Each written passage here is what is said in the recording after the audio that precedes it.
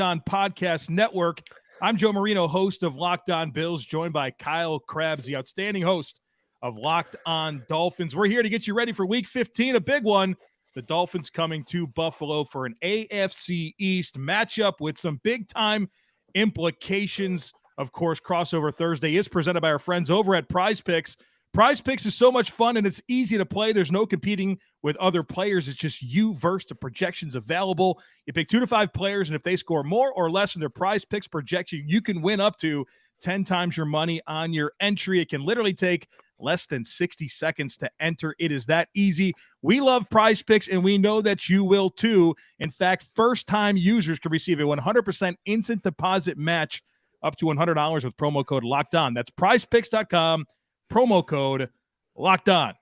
Kyle, what's going on, dude, man? Welcome. Hey, prime time, Bills, Dolphins, Saturday night, only show in town. Couldn't possibly, well, I say that, but it could probably be worse than the last time the Dolphins were on prime time on Sunday Night Football. But looking forward to this rematch between these two teams. Of course, they played that last man standing match in Miami in week 3, and kind of the pendulum swings of that game. And you mentioned it's a big one, for the Dolphins. The only hope that they have to win the AFC East is to run the table and have the Bills potentially drop another game, whether that be New England or Cincinnati. The third at Chicago is the only other game on the schedule for Buffalo. So Buffalo's in the driver's seat here in the AFC East, and it's do or die time for the Dolphins. And what I'd be really interested in is they just played a team that was in do or die mode on Sunday night against the Chargers, and the Chargers got after them and really played physical with them and dictated terms of that game. And I'm interested to see if the Dolphins have it in them to try to claim any of that for themselves in what is going to be a cold, frigid, probably white game as far as playing in Buffalo on Saturday night. And Kyle, I think that for me is the biggest storyline for this ball game is going to be just the elements and the weather that we're anticipating right now, courtesy of weather.com. Their forecast for Saturday night: snow likely, low near 25, winds 10 to 15 miles an hour, chance of snow 70% with accumulation coming between 1 and 3 inches during that window. And of course, it's supposed to snow before the game as well. So we're looking at a cold weather game here in Western New York. And Kyle, as exciting as that sounds for the Buffalo Bills, I'm old enough to remember Jay Ajayi in, 2016, December 24th, 206 rushing yards. Overtime. I'm old enough to remember Reggie Bush in 2011, 25 for 203 yards, December 18th, Dolphins win. I can also remember Ricky Williams with some big games in the snow. So for as much as this feels like it should be an advantage for the Buffalo Bills, and I think it will be, it does come with that reality that Dolphins teams in the past have been able to come up and do it in these situations. And so is that going to happen this week? Do they have Jeff Wilson? Can they run the ball? Will they run the ball? I think that's going to be really interesting to find out on Saturday, because you feel like this Dolphins offense is very much at a crossroads a little bit. There's been some tape out there that have given teams some clues. And I'd go back to week 3 against the Bills, where the Bills played the highest percentage of press coverage against Miami. You've seen that replicated a little bit here lately, some inside leverage, middle of the field close, trying to get them to throw the ball outside the numbers. If it's going to be windy and cold and wet, the Dolphins are inevitably going to have to kind of change the way they play offense to begin with. And so to me, that's scary and exciting from the Bills' perspective, where it's scary in that you don't know what to expect from this football team because they're going to play it differently. It's exciting also because we know how much success the Dolphins have had offensively, and they have to get away from that potentially just because of the elements. So it's going to be really interesting to see what this game looks like.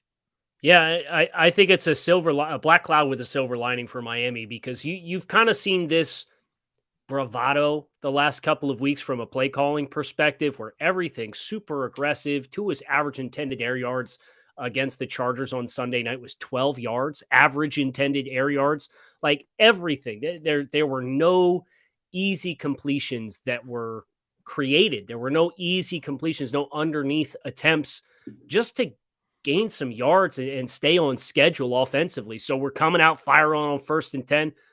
Well, and you're incomplete. Now all of a sudden you're in 2nd and 10, and you're either going to take the low percentage play to run the ball on 2nd and 10, or you're going to have to throw it again and run the risk of being in 3rd and 10. And the Dolphins have lived in that world largely the last 2 weeks. So I think the weather elements, I would hope they prompt this Dolphins team to look themselves in the mirror and be honest about who they have up front and what they are capable of doing. Jeff Wilson's availability will be huge for the ability to run the ball because they have had their most success on the inside run. They just don't have the tight end room right now to gain the edge and run off the edge and use Raheem Mostert's speed to the best of his ability. So running inside, they have 3 guys that at least have a reasonable claim to a Pro Bowl spot for their individual performance, between Teron Armstead and him playing through all the injuries and obviously being a well-established player.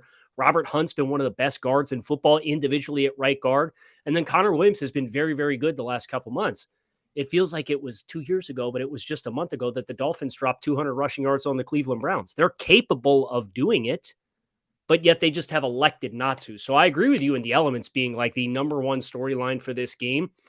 And I thought it was funny that you mentioned the 2016 game, because on the Wednesday show on Locked On Dolphins, I was like, man, when's the last time the Dolphins went up to Buffalo and won? And it was 2016 in that overtime game on Christmas Eve with, I believe, Matt Moore was the quarterback at that point. That was after Ryan Tannehill had suffered his knee injury against Arizona to put the team in a position to make the playoffs and guaranteed that they were going to have a winning season. So it can be done.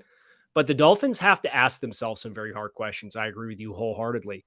And I think about the Bills too. And Joe, I'm interested from your perspective.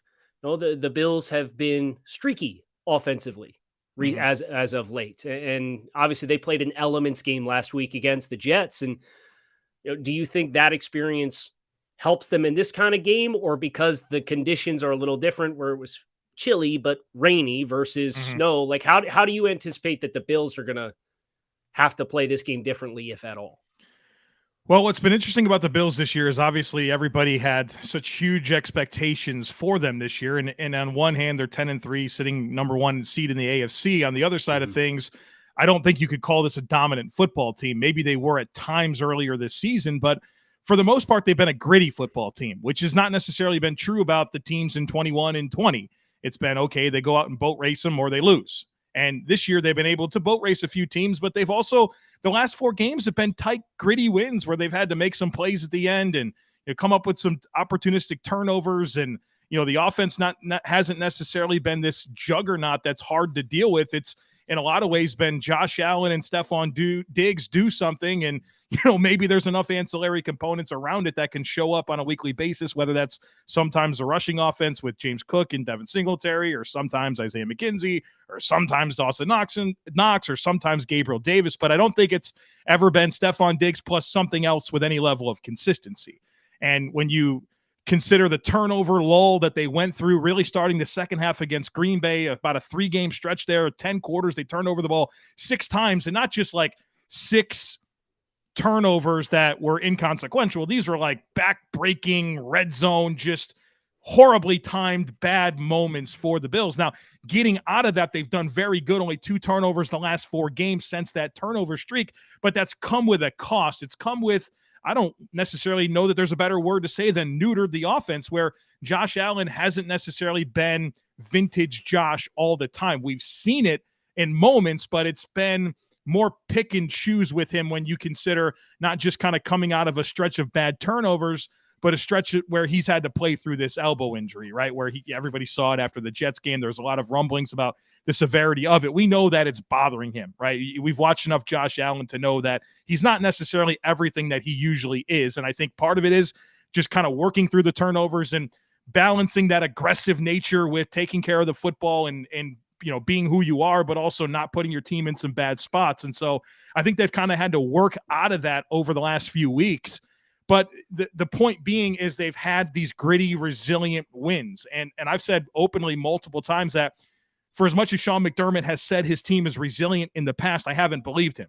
I didn't believe him until this year, where I've actually bought into that being true, because they've met some really, really challenging moments, whether it's been working through a multitude of injuries or their own challenges with playing a ton of road games and 3 road games in 12 days and the snowstorm, limited practice opportunity. There's been a lot of challenges that this team has faced and met this year. And so while they haven't been dominant, I'm not going to sit here and act like they have been. They have been gritty, and for the most part, they've really taken care of their business. They have 3 losses by a combined 8 points. And I think you can look at all 3 of those games, and you can do this for every team probably, and realize, well, they really had a good chance to win those ball games. So I think everything the Bills have been through this year has put themselves in a decent spot here to meet a situation where I think there's going to be a lot of adversity for both teams to face on Saturday night. At Locked On Bills and Locked On Dolphins, we believe that your home should be where you and your family feel safe, especially over the holidays. This season, give yourself and your family the gift of peace and protection with the #1 rated home security system, Simply Safe. And right now, Simply Safe is offering Locked On Bills and Locked On Dolphins listeners 40% off a new security system, but don't put this off. Here's why I love it. In an emergency, 24/7 professional monitoring agents use Fast Protect technology exclusively from Simply Safe to capture critical evidence and verify that the threat is real so you can get higher priority police responses.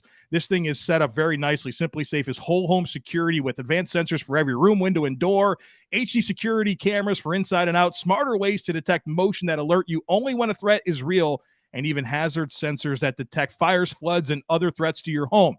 So don't miss your chance to save big on my favorite security system. Get 40% off any new system at simplysafe.com/LockedOnNFL today. That's simplysafe.com/LockedOnNFL. There's no safe like Simply Safe. All right, Kyle Krabs, co-founder of the Draft Network, lifelong fan of the Miami Dolphins. Yes. I heard about this stuff before. I really have. Let's get into some matchups, man. We talked a lot of big picture stuff here in that opening segment. We set the tone here. And now let's get into the nitty gritty, some matchups here that we think can win this football game. I'll give you the 4 here to go first. Yeah, I'm particularly interested in seeing how the Dolphins offensive line handles Buffalo's defensive front. The first time these two teams played, Ed Oliver did not play, but Von Miller did. So now you have the exchange. And quite frankly, I think Ed Oliver has a chance to be a pretty big pendulum swing in Buffalo's favor, depending on how the Dolphins' interior offensive line lines up. Particularly the left guard spot has been problematic, whether it was Liam Eichenberg or Robert Jones the last month since Eichenberg has been on IR. Eichenberg was activated last week, did not play. So that's a potential swap for Miami to take a UDFA who has limited athleticism and replace him with a second-round pick who's more athletic, but has been more of a career underachiever to this point in time. And is the time away good for Liam Eichenberg? Does it help? We've got Teron Armstead, who played last week, who's been an absolute warrior, playing through, let's see, he's got a pec strain. He's had a big toe since week 2, and now he has a knee injury. So he's out there right now, held together by duct tape, but he's putting it out there on the line and really laid it out there. And you can't help but respect the effort that he's making to play. I mentioned the other 2 interior offensive linemen that I think are actually playing really, really good football this season individually. And then you have the right tackle spot. So where does Greg Rousseau come into this matchup? Unfortunately, we won't get to see the A.J. Epinesa-Austin Jackson matchup that I think Epinesa is undefeated in his entire career, going all the way back to when USC and Iowa played in the, what was it, the Holiday Bowl, or it was the bowl game at Yankee State, the Pinstripe Bowl, I think. Yeah, man, like Epinesa has just owned Austin Jackson. Well, Austin Jackson played 70 snaps this year, and he missed the first game, and he'll miss this one as well. So bummer that AJ is not going to get 3 sacks this week like he would have if Austin played, just based on historical trends. But the interior penetration, how's Jordan Phillips looking? I believe he did not play last week, didn't practice on Tuesday. Yeah, I don't know about old Jordan Phillips. He might not be able to go this week. Well, Jordan's also good for a sack and a half against the Dolphins every time he plays him too, with the Jordan Phillips revenge game layer from his tenure with Miami and the departure with, I believe, was Adam Gase to cut him loose. So hey, maybe your guy Greg Rousseau can step up here and make some of those. Yeah, I think he's the one who has the chance to really test. You saw, I thought Teron Armstead did a good job against Khalil Mack in the instances that they had matched up against each other. Mack wasn't the kind of pest that Joey Bosa was, or Nick Bosa was the week before when the Dolphins played the 49ers. But Ed Oliver and Greg Rousseau are the 2 guys that I have circled for Miami. And how are you going to handle those individual matchups? Because Oliver's quickness is unparalleled versus what the Dolphins have at left guard. And if I'm Buffalo, I'm putting 91, right? I'm putting 91 right up over top of left guard, and I'm saying, hey, go get in the backfield and create a mess. Yeah, give Kyle Krabs his flowers. He had the first round grade on Greg Rousseau, stood through the whole time. I talked myself out Hold of your it. ground. So, you know, we tend to do that with inevitable players that the Bills and Dolphins wind up getting. But here we are. You know, it's funny. Your answer here is a lot like my answer here, where I have a level of concern about some of the guys that the Dolphins have up front on that defensive line against the Bills offensive line. And I want to start with Bills right tackle Spencer Brown against Jalen Phillips.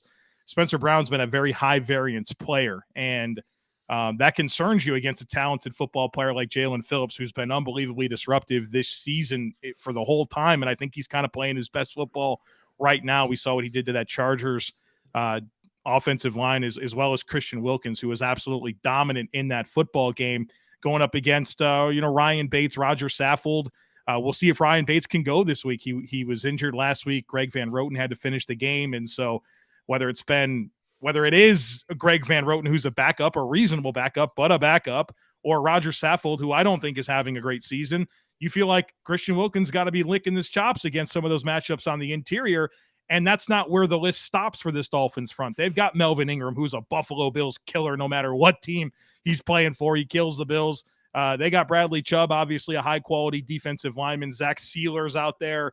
You know, they got guys. They got dudes up there. And I think part of the reason the Jets have been able to have a lot of success against Buffalo defensively this year is because that defensive line, that front seven, just is so deep with guys that can penetrate and get in the backfield. And I feel like the Dolphins have a very similar situation, and maybe even more talent. And you start to respect guys like an Andrew Van Ginkel, who plays with his hair on fire all the time, and Raekwon Davis. I mean, there's guys after guys here on this front here. And so in this type of game, where I thought in week 3, the Bills didn't do a good enough job of knowing how they wanted to respond to the Dolphins fronts, which are always very much, muddy fronts, guys up on the line of scrimmage, who's coming, who's leaving, trying to set up those one-on-one matchups. And sometimes they bring some extra guys. And I thought the Bills were kind of in a crisis of, okay, do we protect here or do we throw hot? Right. And I think that Josh Boyer got him a few times on that. And Ken Dorsey got Josh a few times as well. But can they have more wins this time around to avoid some of those negative plays and take advantage of what the Dolphins are going to kind of give you if they do commit those extra bodies and take players out of coverage to rush? And so I guess that's a matchup not only from the Bills offensive line against a good Dolphins defensive line, but also the coaching element here from Ken Dorsey versus Josh Boyer here in their second matchup head to head. Well, and a name that you didn't mention did not partake in this matchup the first time these two teams played, because he was playing for the Denver Broncos, Bradley Chubb. And Bradley Chubb has come in and he has 2.5 sacks since the trade deadline. You're probably, he got the $20+ million year contract. You're kind of expecting big things.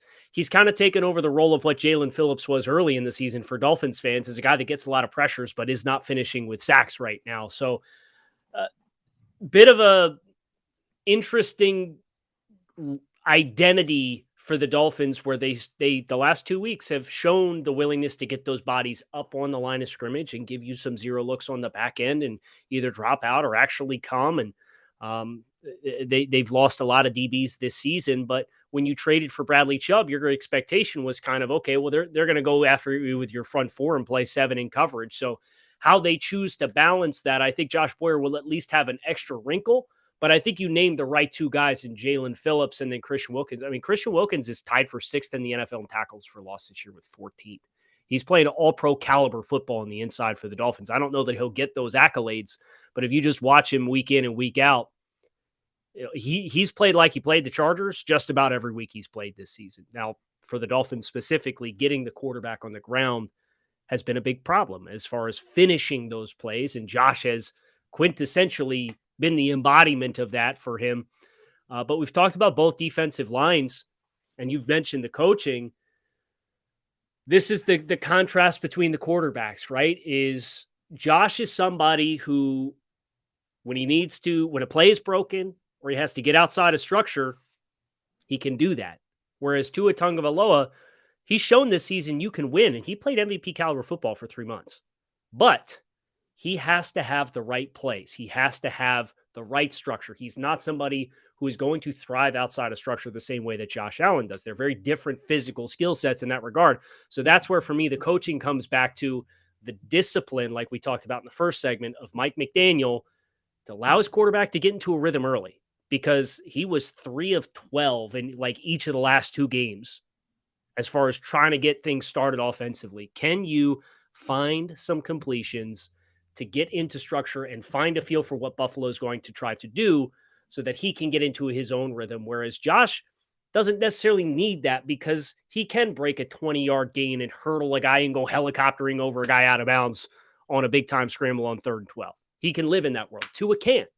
So that, for me, from just the quarterbacks and the offensive standpoint, I think the coaching becomes more critical offensively for the Dolphins because their quarterback is at his best inside of structure, whereas Buffalo has somebody who's good in structure but can also excel and thrive outside of structure as well. I'd love to ask you a question here, as I've spent a lot of time thinking about it this week, but you spent a lot of time studying it, not just this week, but really over the last year of your life, really learning the ins and outs of the tendencies of Mike McDaniel and his histories in the past and what you've observed this season. What is your expectation here in terms of the wrinkles that he's going to implement, not only due to the weather, but due to some of what's been put on tape here with inside leverage, middle of the field closed, to force Tua to play kind of deeper into the reads and trying to force some of those throws more towards the numbers and away from the middle of the field? What does he go to? Because I've started to think about it, and I thought maybe there's involving the backs a little bit more in the passing game.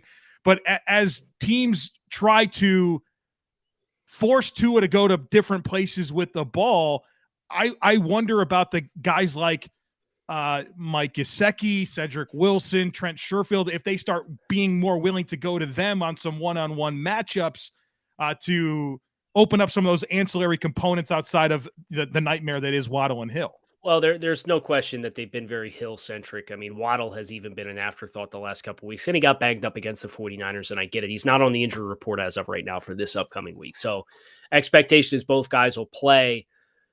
But, yeah, I mean, the whole – I know I mentioned the word bravado, I think was how I described it. You know, Mike Gesicki's an afterthought. He's got 5 targets in the last 3 games. He hasn't caught a ball in the last 3 games. Since the bye, right? Since the bye. He has not caught a pass. Yeah. Well, which is crazy because you have to understand the Bills, myself, we've had this conversation 1,000 times. Gesicki catches all these passes against the Bills, and I'm like, dude, this guy's got to be an every week monster. And then just he isn't.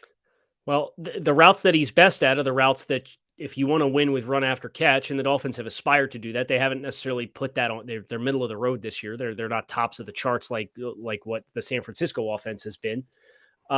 His best routes are the same routes that you want Tyreek Hill and Jalen Waddle running, because you're getting more explosive plays out of that, right? So they've had stretches of play, and Tua's had stretches where they have really nice throws outside the numbers. They'll take Tyreek Hill on that jet motion, and they'll have him run deep outs and comebacks, 15, 20 yards downfield. We've seen them go to 3-by-1 and run stick or designed out route patterns where Jalen Waddle is pressing up to the line to gain, and he's breaking outside, and it's a really good timing throw. And the timing has been there as such where if it's a tick late or if it's a tick inside, it's a pick going the other way. And they've hit those throws with consistency throughout the course of the season.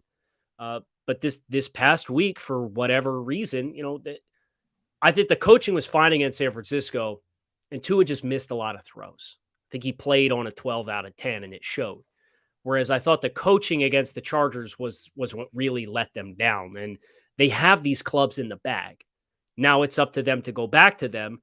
But with the elements, I'm not sure this is going to be the greatest showcase for them to do that. So really, it's gut check time for this offense. It really is to ask yourself, what kind of pride do you have in running the ball? What kind of pride do you have in trying to win the line of scrimmage? They are physically capable of it. between Connor Williams, Robert Hunt.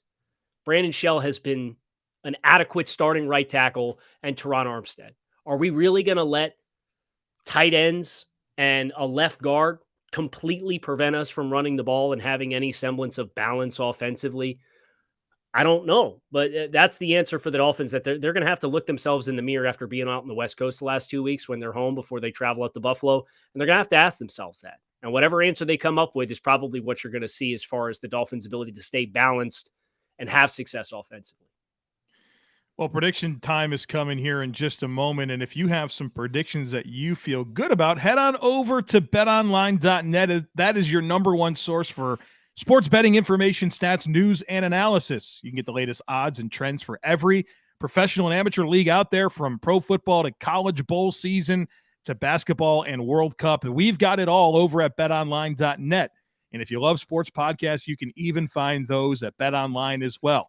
They're always the fastest and easiest way to get your betting information. So head to the website today or use your mobile device to learn more. It's BetOnline, and it's where the game starts. Say you're hanging out with some friends and putting back a few drinks.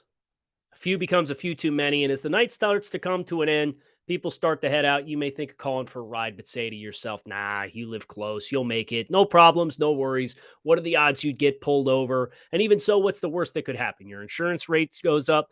Everyone knows the risks of driving drunk. The results are tragic and often deadly. However, that still doesn't stop everyone from getting behind the wheel under the influence. And that is why police officers are out there right now looking for impaired drivers on our roads to save lives. So if you think you're okay to drive after a few drinks, think again. Please play it safe and get a ride instead. It only takes one mistake to change your life or someone else's forever.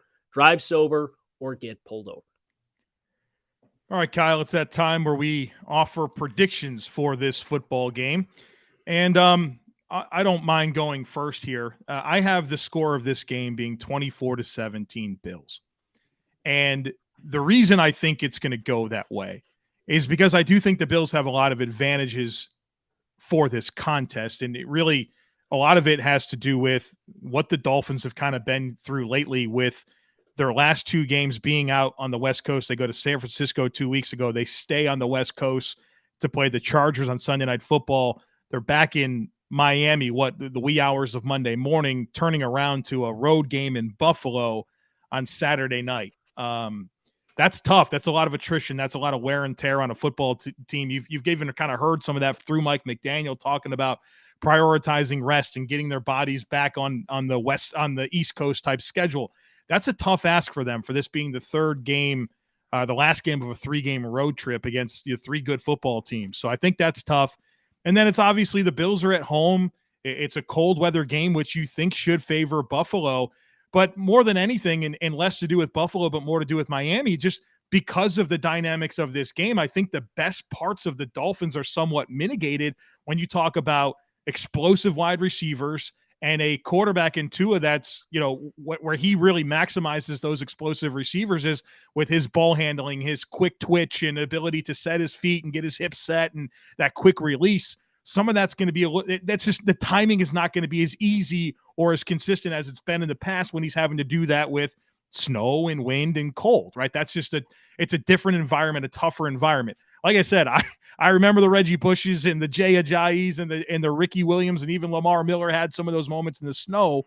I don't know if this Dolphins team has that type of makeup to go out and really do that again here, especially if Jeff Wilson's unable to go. I think that's a pivotal injury. And like you mentioned there, what's going to happen here at left guard? Will they commit to running the football? Why didn't they the last 2 weeks? 8 rushing attempts against the 49ers in a game that was close all the way through.